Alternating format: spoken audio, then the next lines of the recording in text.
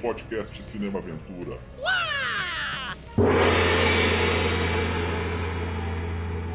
E aí pessoal, começando mais um Comentando a Saga, já que esse mês é o mês do terror, então nós vamos comentar uma saga que é um híbrido no nosso programa com o terror. Nós vamos falar da franquia Um Drink no Inferno. Sim, foi feita por 3 filmes e ainda um seriado. Originalmente, a ideia é do Robert Kurtzman, um cara muito conhecido no meio do cinema como realizador de efeitos especiais e maquiagem, e fundador da KNB, que contratou o Tarantino lá no início dos anos 90, né? Na época que o Tarantino fazia um monte de coisa, né? Um monte de trabalho de roteiro, e um acordo foi feito, né, entre os dois. O Tarantino ia fazer o roteiro do filme e, em troca, a KNB ia fazer também os efeitos de maquiagem do Cães de Aluguel.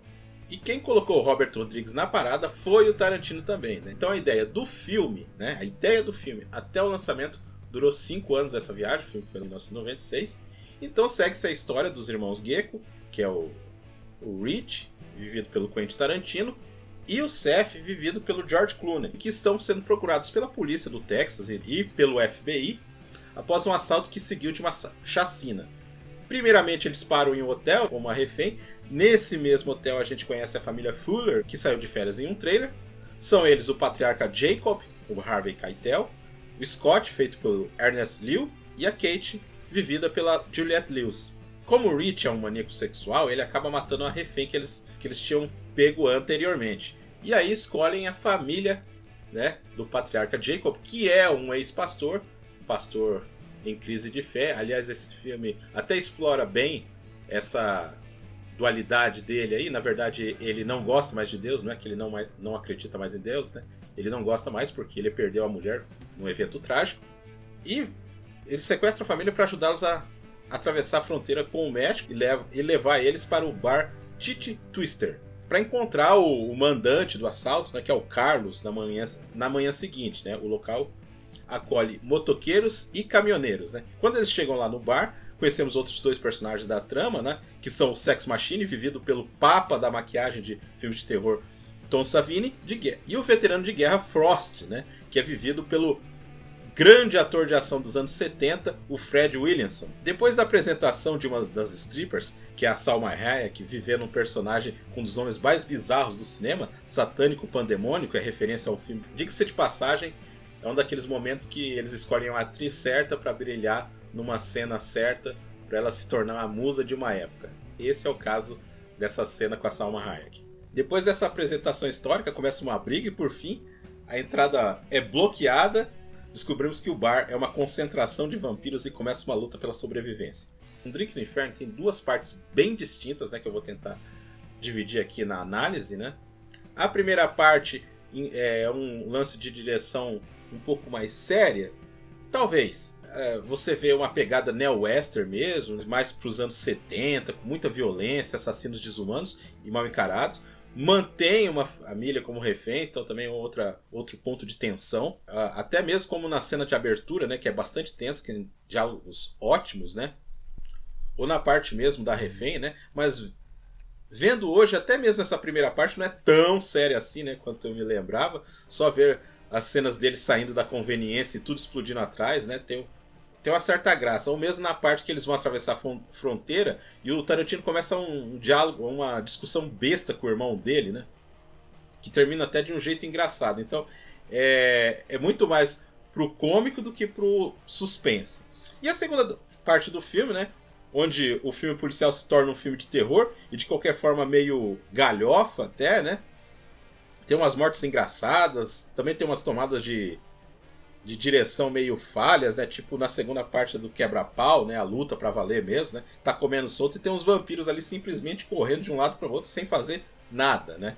Divertido, meio galhofa, o filme não tem vergonha, isso é até interessante de quebrar essa expectativa de gênero, né? Isso é bem interessante do filme, mas assim, não deixa de ser um grande filme trash. A interação entre os personagens é muito legal, né? O personagem do Harvey Keitel, ele brilha, ele faz muito bem, né? Vai de um cara amargurado e frágil, né? Que só quer proteger a família, para um sujeito badass no final, né? Tem até a cena que ele faz uma cruz com uma arma e um bastão de beisebol. Essas coisas são muito legais. O George Clooney com seu carisma segura bem. A Juliette Lewis também, né? E tem também presenças muito legais, como a do Danny Trejo, né? Vivendo um vampiro boladão aí, que é o barman, é o bartender. O Fred Willison sendo canastrão na medida. E o Tom Savini, né? Segurando bem um personagem bem curioso, cheio de armas e de um jeito diferente de lutar, então. E tem o Tic Marim vivendo 3 personagens, um guarda, o apresentador do lugar e o Carlos, né, que é o cara que eles vão encontrar lá no final do filme. Além de referências aos próprios filmes dos realizadores, como a franquia Fast Food que aparece no Pulp Fiction, aparece aqui também. O xerife, né, que tá caçando eles no começo que morre, é o mesmo do Kill Bill, né? O mesmo personagem do Kill Bill ou do Planeta Terror, A Prova de Morte, é o mesmo personagem. Por fim, o filme teve um sucesso relativo, mas um sucesso bacana. E Um Drink no Inferno, pra mim, tem os 2 pés ali no trash. Alguns criticam o tom sério se tornar quase uma comédia pastelona, mas eu acho que é bem divertido, bem bacana, então sem dúvida merece selo de cult. Aí vamos, 1999, Um Drink no Inferno 2. A parte 2 e 3 foram construídas juntas, foram produzidas juntas, começando, lógico, pela parte 2, um pouco mais acelerado, foi lançado em 99, e a parte 3 em 2000. Ambas direto para vídeo, foi os primeiros lançamentos da Dimension. O 2... então, foi feito pelo Lawrence Bender, pelo Tarantino e pelo Scott Spiegel, que tinha feito um rascunho de Halloween 6, né? E conhecido Robert Einstein. Na época, né, apesar de ter sido rejeitado, ele gostou do Scott e chamou ele pro projeto. Quem entrou também, né? Aí o Scott que trouxe foi o Boaz Yakin, né? Que já tinham trabalhado juntos. Então essa galera cuidaria da parte 2 e o Robert Rodrigues e o primo dele, o Álvares Rodrigues, cuidarão da parte 3. A segunda parte foi o Scott Spiegel, para quem não lembra do nome, ele surgiu lá atrás, na época do Sam Raimi. Ele é um dos colegas do Sam Raimi que ajudou a produzir os filmes. O Within the Woods ele tá lá, ele tá numa Noite Alucinante. Então ele trabalha junto. Até hoje eles são amigos, né? Ele é da galerinha ali do Sam Raimi, ele fez ponta no Homem-Aranha, fez ponta no Doutor Estranho no Multiverso da Loucura. Ele tá aí junto com os caras até hoje. Então o filme segue, né, com o Texas Rangers Otis indo para casa de Buck, personagem vivido pelo Robert Patrick, para interrogá-lo se ele sabe do paradeiro do fugitivo assaltante de banco Luther. E que mais à frente entra em contato com seu ex-parceiro Buck para recrutar a antiga gangue para fazer um novo assalto, que é o CW, o Ray Bob e o Jesus. Esse último vivido pelo Raymond Cruz, que é o Tuco do Breaking Bad. Eles acabam combinando se encontrar em um hotel, né? E no caminho o Luther tem problemas com o carro, e é por causa de um morcego. Né? Ele para o carro, vai até o Titi Twister, e acaba conhecendo o Razor, né? Que é o personagem do Danny Trejo, do primeiro filme, e que dá carona pra ele, né? Eu vou te levar até o hotel lá. E no meio do caminho ele acaba parando o carro onde que o Luther tinha deixado o carro dele, e descobre que o Luther baleou o morcego em questão, era um dos amigos do Razor, e o Razor, por algum motivo, resolve transformá-lo em vampiro. A parte mais interessante dessa parte aí é os caras comentarem. Eles estão os 4 num quarto comentando sobre um filme pornô que tá passando lá de um jeito assim super analítico, assim, é uma coisa bem curiosa. Por fim, o Luther vai de encontro a eles, né, e acaba transformando em vampira a amante do Jesus. Essa frase é meio esquisita. Onde ela é morta, mas Luther o transforma em vampiro. Os dois agora transformados onde encontram o grupo para realizarem um assalto. No meio do assalto começa uma treta entre todos, né? A polícia chega e aí o filme vira tipo um filme de sítio, né? Vira um filme que a polícia tá ali em volta do banco. E aí aos poucos vão tendo as divergências. Os outros vampiros acabam transformando toda a gangue em vampiro, menos o Buck, que vai ter que se unir ao policial Otis para acabar com essa treta. Isso é Um Drink no Inferno 2. O filme até tenta uma criatividade com os ângulos de câmera inusitados, tipo um ângulo de dentro da boca do vampiro, ou no pote de um cachorro, até mesmo os diálogos e a presença do Robert Patrick é bacana, mas a história não tem nem pé nem cabeça, né? Tipo, você fica limitado àquela situação ali de banco, só que com vampiro. Só que aí você pensa, porra, mas por que os caras simplesmente não viram morcegos e saem por aí, ou tentam atacar de outro jeito os policiais? Não, eles só vão no tiro. Tem uma hora que eles pegam umas armas lá e começam a trocar tiro com a polícia, então não tem muito sentido, assim. E eles ficam enrolando essa situação até dar o amanhecer para os vampiros serem mortos. Então, é um filme meio esquisito. Tem um prólogo ali que é com o Bruce Campbell, provando, né, que ele é da galera do Bruce Campbell, que eles aparecem ali que ele aparece junto com uma outra mulher num elevador, que eles são advogados e eles são mortos por morcegos, e isso nunca mais é mencionado, né? Então, como fica só nessa situação assim, e o filme perde muito do humor, assim, então fica meio um tiro no pé esse filme. E aí vamos para Um Drink no Inferno 3, A Filha do Carrasco. Esse aí, dirigido por P.G. Pace, né? Que é um diretor meio desconhecido, né? Eu acho que o trabalho mais relevante dele é um western com o Sam Elliott e a Linda Fiorentino, chamado Fuga Desesperada. O filme é um prequel da saga, né? Que se passa em 1912, onde eles colocam o escritor que realmente existiu, chamado Ambrose Bierce. Esse cara, inclusive, escreveu um livro chamado O Dicionário do Diabo, que é bem famoso, uma obra importante aí da literatura americana. Esse cara foi atrás de Pancho Villa na vida real e acabou desaparecendo. Ninguém sabe até hoje o que aconteceu com ele. No filme, a gente acompanha ele desde o início num sonho, né? Ele tem esse sonho recorrente que o Pancho Villa acaba matando ele. A gente segue ele testemunhando a fuga de um bandido ali da região chamado Johnny Madrid, que é vivido pelo Mark Leonard, que eu chamo de meu primo, que ele parece meu primo. E quem engendrou essa fuga foi uma personagem chamada Reese, que no começo a gente acha que é um menino, mas na verdade é uma moça, né, que está querendo aventuras assim. O filme também tem uma estrutura bem semelhante com o primeiro filme, que é esse negócio de que é um filme de western que se torna um filme de terror, mas como é a terceira parte não é surpresa para ninguém. E nessa fuga, o Madrid acaba pegando a Esmeralda, que é filha do Carrasco, a tal filha do Carrasco, né? Que eles são amantes e tudo, aquela coisa toda. E a gente acompanha duas narrativas.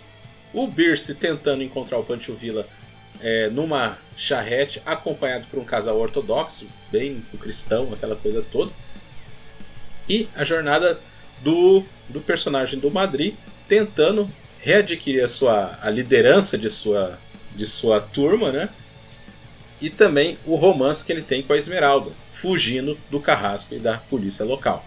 Claro que aí eles vão, num determinado momento do filme, eles acabam se hospedando num hotel, entre aspas, né? Que eles acreditam ser uma taberna, chamado La Tequila del Diablo.